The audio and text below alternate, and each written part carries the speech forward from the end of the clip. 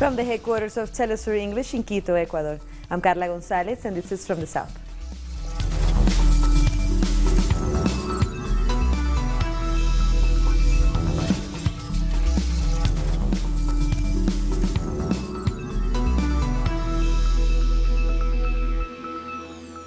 We begin in St. Lucia, where the Cuban Foreign Minister Bruno Rodriguez has met the Prime Minister Alain Chastenet, and he continues his tour of Caribbean nations. On Wednesday, Rodriguez and Chastenet reaffirmed their commitment to strengthening relations between their countries. In February of this year, St. Lucia marked 40 years of independence, and Cuba was among the first countries to establish diplomatic ties with the newly independent St. Lucia in 1979. St. Lucia has also recently signed cooperative agreements with Cuba in the areas of agriculture and education. On Friday, Rodriguez will preside over the Cuban delegation that will participate in the 6th CARICOM Cuba ministerial meeting to be held in Guyana. The Cuban foreign minister's first stop on Tuesday was in Trinidad and Tobago, where he held talks with Prime Minister Dr. Keith Rowley and his foreign minister Dennis Moise. All parties reaffirmed the good status of bilateral relations and historical bonds of friendship that unite both countries. Rodriguez will also visit Barbados. The tour of Caribbean countries will last until June 18th. Our correspondent in Port of Spain, Kijen Haynes, has more. Cuba's Foreign Minister Bruno Rodriguez has just wrapped a visit with Prime Minister Dr. Keith Rowley. Also in attendance was Minister of Foreign Affairs Dennis Moise. According to the Office of the Prime Minister, both parties committed to continuing to strengthen the historic bonds of friendship and cooperation between the two nations. Trinidad and Tobago and Cuba have had diplomatic ties since 1972, and they've gotten stronger ever since. Cuba and Trinidad and Tobago are, of course, partners in domestic trade and exchange in healthcare. What else is we are also understanding is that there is supposed to be a multi-trip tour for Mr. Rodriguez. He's going to St. Lucia, Guyana, and Barbados. When he's in Guyana, he's expected to address a CARICOM meeting. We also understand that the president of Cuba, Miguel Diaz-Canel, has issued an invitation for Prime Minister Dr. Rowley to visit Cuba. We're not sure if he's accepted that invitation just yet. That was Kijen Hayes, our correspondent in Port of Spain.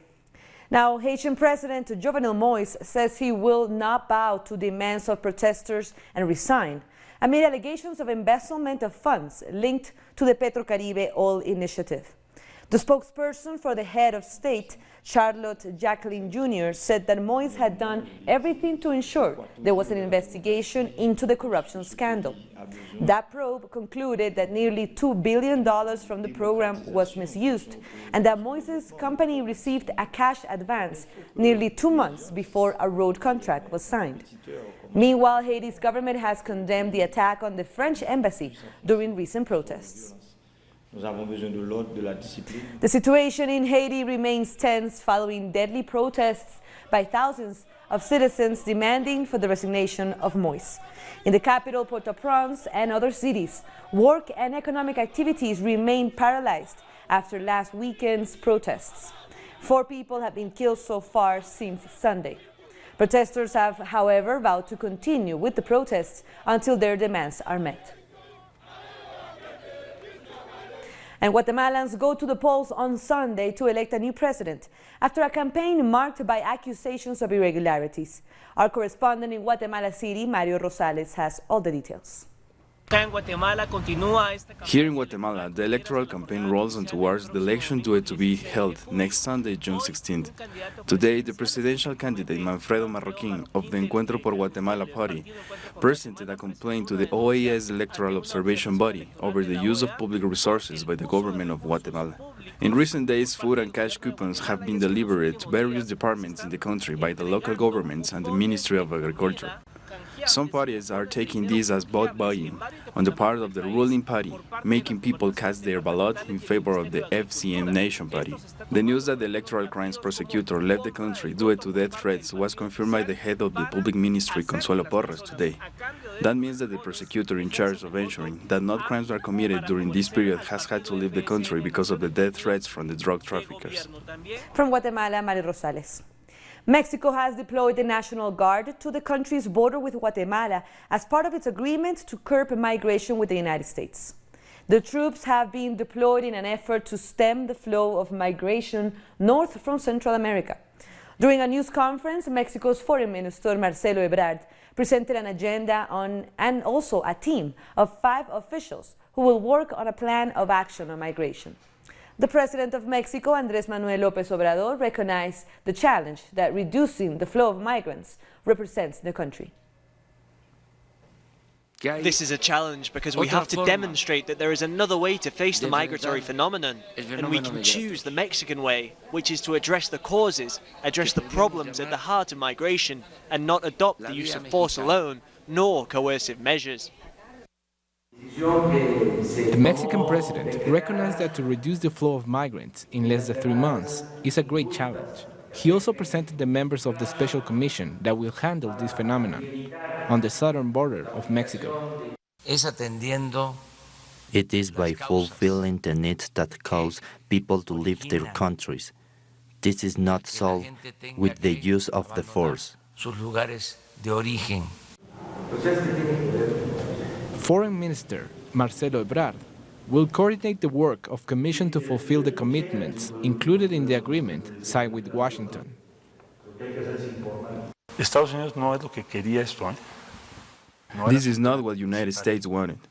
It was their main plan. This is a proposal that we put on the table, and we have time to demonstrate that it can work. The implementation of the governmental strategy will include the deployment of up to 6,000 members of the National Guard, who will, among other things, be in charge of registering those who come in the country. López Obrador also ordered to speed up the application of social and employment programs in the southern states. Meanwhile, the U.S. president insists that he has negotiated an agreement with Mexico, which he has failed to disclose so far. Here's the agreement. It's a very simple agreement. This is one page. This is one page of a very long and very good agreement for both Mexico and the United States. Meanwhile, south of Mexico, uncertainty grows among those who flee poverty and violence in their countries, like Guatemala, El Salvador, and especially Honduras.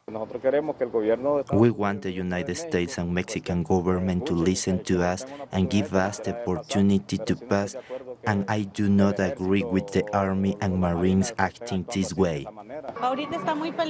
It is very dangerous because the migration police is roaming around, and if you leave your home, they will catch you and send you back to your country. The Special Commission to address the immigration phenomenon will also work in the creation of a regional system that includes the governments of the countries that, just in the first 5 months of 2019, expelled between 350,000 and 400,000 people. Another journalist has been killed in Mexico's Tabasco state. Norma Sarabia was shot dead as she was entering her house in the city of Huimanguillo.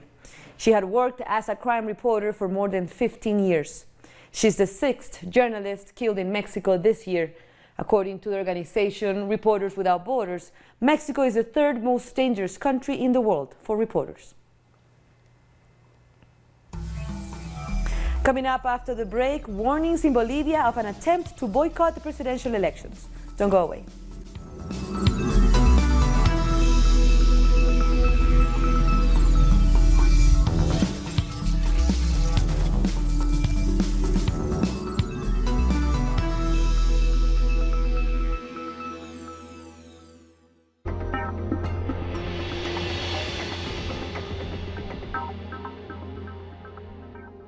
We are present at every event where our nations are staring.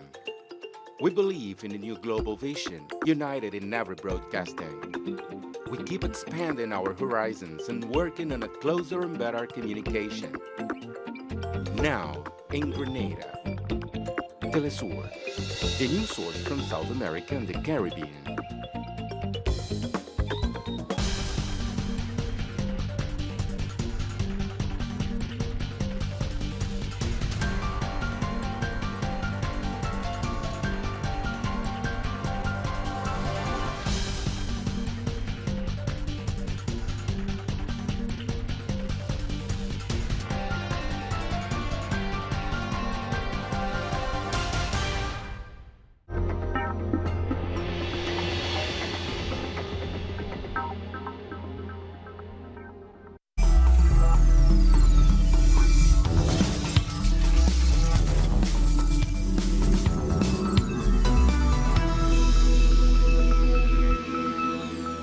Welcome back.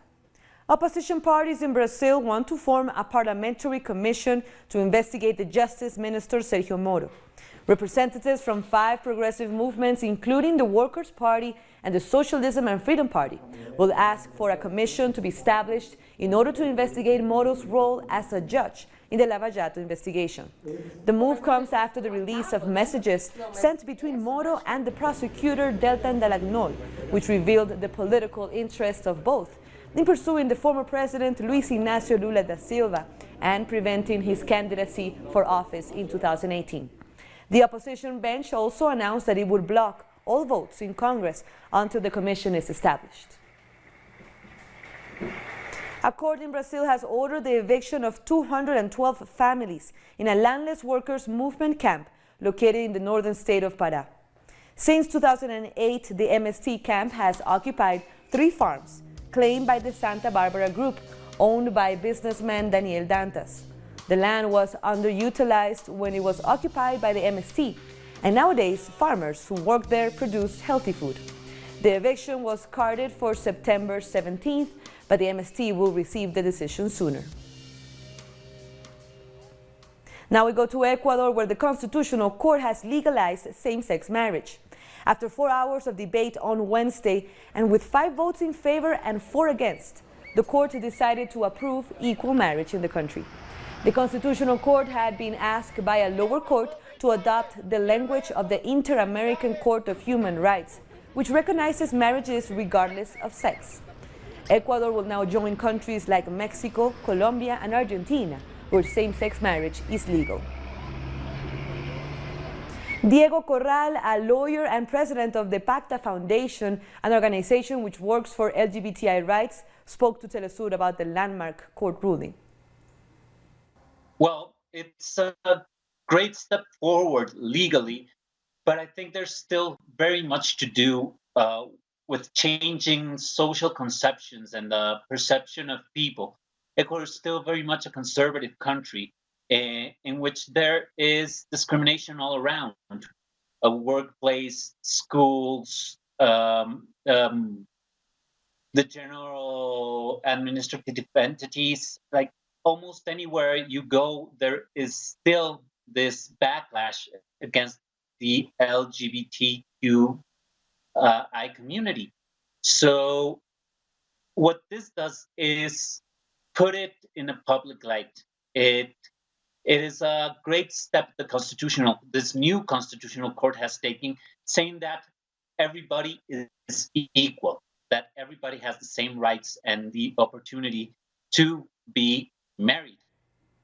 The former president of Panama, Ricardo Martinelli, has been put under house arrest as he awaits trial for allegedly spying on more than 150 people, including journalists and opposition figures during his presidency. 67-year-old Martinelli had been in prison ahead of his trial since his extradition from the United States to Panama a year ago. If found guilty, he could face up to 21 years in prison.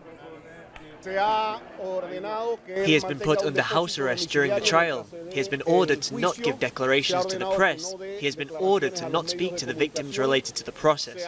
He has been forbidden to exit the country, and he has been ordered to hand over his passport. The Ombudsman's office in Colombia has published a statement on the number of internally displaced people in the country. The Office of the Ombudsman said from January 1st to June 7th, there were 8,223 people displaced, 43% of which are from the Nariño department. In 2018, the United Nations said Colombia had the highest number of internally displaced people in the world, standing at 7.7 million. We are very worried about this situation because already for 2019, more than 8,000 people have been displaced in departments like Nariño, Northern Santander, Antioquia, and Chocó. Of all the displaced people, 43% are from Nariño. That means that in that department alone, 3,540 people have been displaced. Now we head to the Caribbean. Ghana's President Nana Akufo-Addo has visited St. Vincent and the Grenadines, and according to him, has observed significant growth since his last trip 17 years ago. Crowds gathered outside the country's House of Assembly on Wednesday to welcome him. He was accompanied by Prime Minister Dr. Ralph Gonsalves. Speaking on the first day of his two-day official visit, Akufo-Addo said the first thing he noticed was a larger airport. Meanwhile, he congratulated St. Vincent on securing a non-permanent seat on the UN Security Council. The West African leader will travel on to Trinidad and Tobago, Barbados, and Jamaica. And on Tuesday, the president of Ghana also visited Guyana, where he extended an offer of collaboration in areas of oil development. And the governments of Ghana and Guyana have signed agreements paving the way for its citizens to travel between the two countries without the requirement of a visa. The decision to end visa requirements was solidified by Guyana's Foreign Affairs Minister and her Ghana counterpart. Last November, both countries also signed an air service agreement, marking a commitment to have direct flights. Bolivia's opposition parties held a demonstration in La Paz to demand the resignation of the members of the Electoral Court. Meanwhile, the government is warning about attempts at boycotting the elections on October 20th. What Bolivia's opposition hoped would be a great demonstration to demand the resignation of the Supreme Electoral Court turned out to be a modest protest, but they warned that their movement has just begun. The pressure will rise and we will continue our initiatives all across the country because we strongly believe that there should be an independent court for democracy to be trustworthy. We want the court to go, so we are joining in all mobilizations. Let's hope that with this demonstration the court considers our demands and makes way for a court of important people who can guarantee a free election. Political leaders and opposition candidates warned that the pressure against the Electoral Court is not affecting their campaigns as they have an eye on the October 20th elections. Of course, we are going to return in the elections. It would be a mistake to assume that if the court doesn't resign, we wouldn't participate. It's a decisive election for the future of all Latin America. We've come from all across Bolivia, bringing our message to the Electoral Court, that people know they are not impartial and that we won't let them steal our vote and derail democracy. For their part, the government warned that due to their lack of citizen support, the opposition could be planning to boycott the electoral process. Besides fighting each other, they have been campaigning both here and abroad. At first it seems they were just the usual ways of presenting their proposals and weren't planning on cheating. But now it's different. As their numbers continue to drop, it seems they will try anything to take the elections. This is a very dangerous situation, and we strongly reject any attempts at wrongdoing.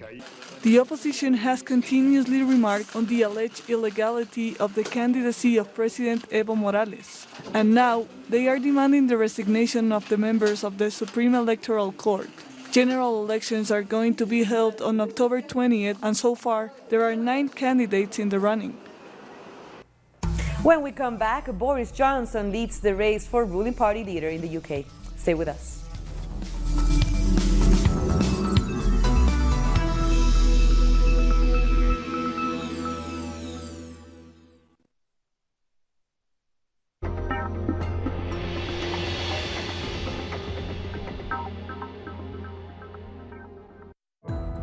Our actions have an impact on the environment. It's our responsibility to change for the sake of our planet. Let's be part of this transition. Watch, preserve, and protect your Green Zone. Wednesdays, only on Telesur.